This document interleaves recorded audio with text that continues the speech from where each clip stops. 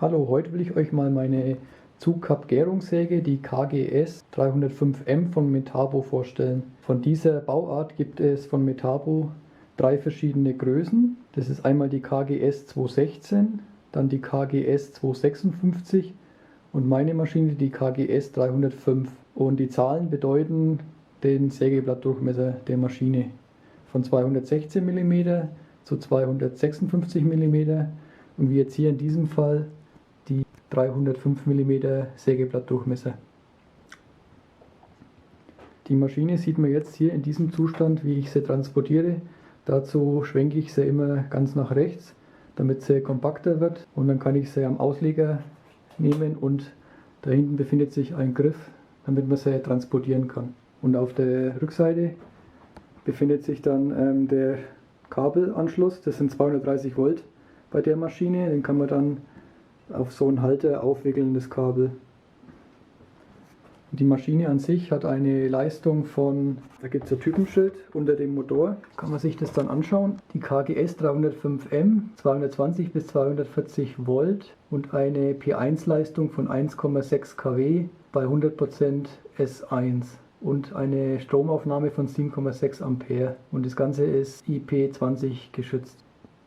Da sieht man jetzt nochmal die Beschreibung vom Sägeblatt, dass es quasi eine Bohrung hat von 30 mm und einen maximalen Durchmesser von 305, was man da verwenden darf auf der Maschine. Vorne befindet sich dann noch ein Aufkleber für den Laser als Schnittmarkierung zum Sägen vom Holz. Und da vorne ist dann der Laser. Und mit den zwei Schrauben kann man dann den Laser, 3 Schrauben, also unten sind es 2 und der vordere ist dann quasi für die Tiefe, da kann man den Laser nach oben und nach unten auch noch verstellen und die 2 unteren sind für links und rechts die Verstellung. Und jetzt ist er quasi hochgefahren, die Kappsäge. Und mit der vorderen Bedieneinheit hat man den Griff, den muss man nach links drehen, dann ist es entsperrt und dann den Riegel nach unten drücken und dann kann man die Säge auf 0 Grad stellen und dann wieder den Hebel nach rechts drehen und dann ist er wieder befestigt. Dann sieht man jetzt hier die Skala, die geht in beide Richtungen von 0 bis 47 Grad auf der linken Seite, ebenso, wenn ich es jetzt nochmal aufmache, dann sieht man das besser, ebenso auf die rechte Seite kann man schwenken von 0 bis 47 Grad. Dann haben wir auf dem Tisch 2 Auszüge, um quasi als Tischverlängerung zu verwenden. Die kann man dann ausziehen, die beiden Tische. Und die sind mit so einer Klemmschraube fixiert. Man könnte jetzt zum Beispiel mal messen, wie breit der Auflagetisch ist, wenn beide ausgezogen sind. Sprich dann eine Gesamtlänge von ca. 78 cm. Dann die Schnittkapazität beträgt ca. 31 cm. Dann auf dem Tisch befindet sich noch ein Niederhalter. Der ist schwenkbar und hat ebenso eine Schnellverstellung, indem man den Knopf drückt. Kann man auch die hintere Stange kann man in der Höhe den Auslegearm verstellen und anpassen. Das ist eine ganz normale Rändelschraube, die man lösen kann und dann kann man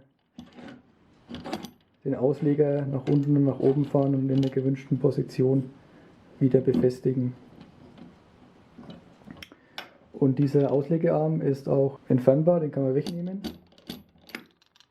und kann ihn dann, vorne ist in der Maschine eine Bohrung. Da kann man dann den Auslegearm reintun und kann dann gegen den Aluanschlag spannen. Das ist auch eine Möglichkeit, die Werkstücke, wenn sie etwas höher sind, zu befestigen. Und das kann man sowohl auf der linken Seite als auch auf der rechten Seite ist eine Bohrung vorhanden. Den Auslegearm zum Spannen reintun kann. Ebenso ist auch auf der rechten Seite hinter dem Aluanschlag ebenso eine Bohrung für den Niederhalter. Auf der linken Seite kann man dann die Säge neigen, deswegen ist auch die Anschrägung an beiden Anlageflächen. Und wenn man einen Gärungsschnitt ausführen will, dann kippt die Maschine nach links und dafür muss man dann diese Rändelschraube öffnen und kann dann den Anschlag nach links schieben, bis die beiden Anschläge eine Linie bilden und dann die Rändelschraube wieder befestigen. Wenn man das dann soweit hat, muss man den Niederhalter, der ist nämlich dann im Weg, wenn die Maschine nach links kippt, muss man den rausnehmen. Dann hat man an der Maschine hinten eine Skala. Da sieht man jetzt, dass man hier die Nullposition hat, der 90-Grad-Schnitt. Und dann hat man auch die Funktion, die Maschine weiter als 0 zu schwenken nach rechts. Das geht dann um 2 Grad. Und wenn man das machen will, ist hinten an der Maschine ein Knopf. Und wenn man den dann reindrückt, okay, jetzt habe ich den Knopf reingedrückt. Das sieht man jetzt, dass er drin ist. Dann sieht man vorne an der Anzeige, dass ich nicht mehr auf 0 bin, sondern auf ca. 2 Grad unter 0. Das ist dann ein Hinterschnitt. Und wenn ich dann wieder Richtung 0 schwenke, das hat man jetzt gehört, dann rastet der Bolzen wieder ein und er hat wieder seine normale 0 Grad Endanschlagposition. Und die Maschine kann man dann für Gärungsschnitte bis auf 45 Grad schwenken. Jetzt habe ich sie geschwenkt, jetzt haben wir hier die 45 Grad. Und da ist es dann ebenso, da kann man dann auch durch Drücken des Knopfes hinter der Maschine die Maschine noch weiter verstellen. Das mache ich jetzt mal. Jetzt müsste man wieder sehen, wie der Knopf drinnen ist. Ja. Und jetzt schwenkt die Maschine auf 47 Grad. Dann stelle ich die Maschine wieder auf 0 Grad. Befestige den Auslegearm durch Festschrauben mit dem roten Hebel. Das Kabel kann man dann abwickeln. Auf der Seite befindet sich dann noch die Bedieneinheit mit dem Motor. Da sind die Verschraubungen für die Kohlebürsten auf beiden Seiten. Und vorne, wo sich der Griff befindet, sieht man auf der rechten Seite die Spindelarretierung, wenn man das Sägeblatt wechseln will. Und dann hat man hier oben jetzt den Griff. Und wenn ich jetzt so reingreife und mit der Hand nach links gehe, entsperrt die Säge den Sägeblattschutz und ich kann die Säge zum Sägen nach unten drücken und somit wird auch der Sägeblattschutz nach vorne weggeklappt und man kann den Schnitt ausführen. Dafür muss man noch den Hebel nach innen drücken. Dann auf der Oberseite der Maschine hat man noch zwei Einschaltknöpfe. Das ist auf der linken Seite einmal der Laser, sowie auf der rechten Seite ist die Einschaltung des Arbeitslichtes für die Kappsäge. Das Licht befindet sich auf der Unterseite des Gehäuseschutzes.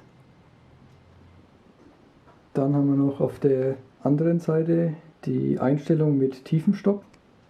Da kann man dann quasi einstellen, wie weit das Sägeblatt nach unten gehen soll. Eine Begrenzung für Überblattungen und sonstige Auskarbungen, Nuden. Wenn man das ausführen will, muss man die Blechlasche nach vorne ziehen. Wenn man das dann getan hat und man will einen Schnitt ausführen, dann sieht man, dass auf das Blech die Rändelschraube draufdrückt und somit dann das Sägeblatt begrenzt in der Schnitttiefe. Da ist auch noch eine Skala, mit der man grob abschätzen kann, wie tief jetzt der Schnitt ist, den man ausführt.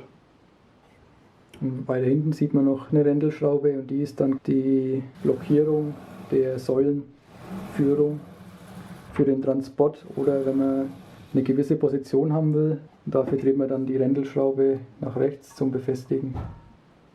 Und man sieht schon, die Maschine braucht sehr viel Bauraumtiefe. Das ist quasi vom Kabelführung bis nach vorne sind es dann ungefähr 105 cm, was da die Einbautiefe ist. Was es noch gibt an der Maschine, das eigentlich ein Zubehör ist unten Adapteraufnahme. Und diese Adapteraufnahme ist für den mobilen Arbeitstisch, den es noch als Zubehör gibt, mit dem man dann die Maschine auf den Arbeitstisch fixieren kann mit so Klemmhebeln. Dann zum Sägeblatt selber. Da haben wir ein Sägeblatt mit einem Durchmesser von 305 mm Und das ist jetzt das Originale gewesen, das mit der Maschine geliefert wurde. Das ist ein 305 mm mal eine Zahnstärke von 2,4 mm mit 30 mm Befestigungsbohrung und hat eine Anzahl von 56 Zähne in Wechselzahnform. Und da gibt es auch verschiedene Sägeblätter von Metabo oder auch im Zubehörhandel. Je nachdem, was man für Material schneiden dort, gibt es verschiedene Zahnformen wie auch verschiedene Anzahl der Zähne für die Maschine zu kaufen. Auf der Rückseite gibt es dann ein Fach, da ist dann der Imbusschlüssel verstaut. Das ist ein 6er Imbusschlüssel. Auf der einen Seite ist es ein Imbusschlüssel und auf der anderen Seite ist noch ein Kreuzschlitz dran. Den kann man dann da reinstecken und kann dann auf der rechten Seite die Spindelarretierung, den Knopf drücken. Und dann auf der linken Seite das Sägeblatt lösen. Und dafür muss man halt dann, wenn man das gelöst hat, die Abdeckung, das ist ein wenig Fummelei, muss man halt dann so nach oben halten. Da braucht man am besten noch einen zweiten Mann und dann kann man das besser raustun, das Sägeblatt beim Wechsel. Jetzt könnte ich nochmal die Maschine einschalten, damit man den Laser sieht und die Beleuchtung.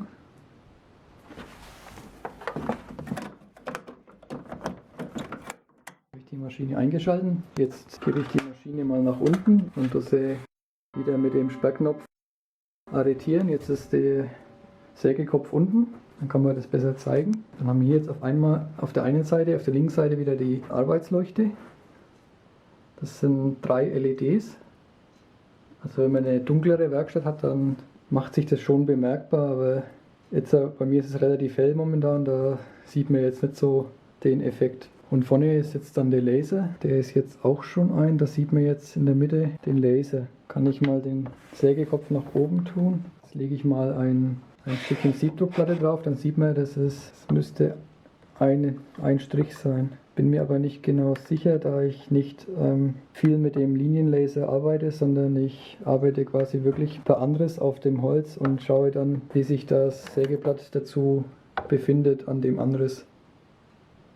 Und jetzt noch so zu meinen Erfahrungen mit der Maschine. Ich habe sie jetzt seit 3 Jahren und bin im Großen und Ganzen zufrieden mit der Maschine. Also sie hat schon eine extreme Kapazität. Man kann da, glaube ich, über 100 mm Balken mitschneiden und eben auch die besagten 31 cm breite Stücke sägen. Also Kapazität ist schon mit vergleichbaren Maschinen auf dem Markt ist schon groß von der großen Serie, jetzt von der KGS 305. Das Einzige, was bei meiner Maschine etwas stört, ist der hintere Anschlag.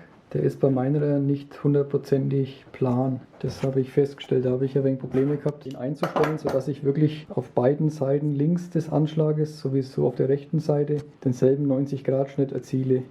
Was mir auch noch aufgefallen ist, wenn man sägt, sollte man schon am Anfang etwas warten, bevor man das Sägeblatt nach unten neigt, da aufgrund des großen Sägeblattdurchmessers die ersten Umdrehungen das Sägeblatt in Schwingungen gerät und auch etwas vibriert. Deshalb sollte man schon der Säge etwas Zeit geben, bevor man ins Material eintaucht mit der Kappsäge. Das ist mir so aufgefallen. Und vom Preis her weiß ich nicht mehr genau, was ich gezahlt habe. Auch um die 400 € waren das. Und das war für das, was ich kann, preis-leistungsmäßig top. Es ist immer die Frage, für was man die Maschinen verwendet und was für Materialien das man damit schneidet und wie oft man damit arbeitet. Und in dem Fall für den Hobbybereich ist eine gute Maschine.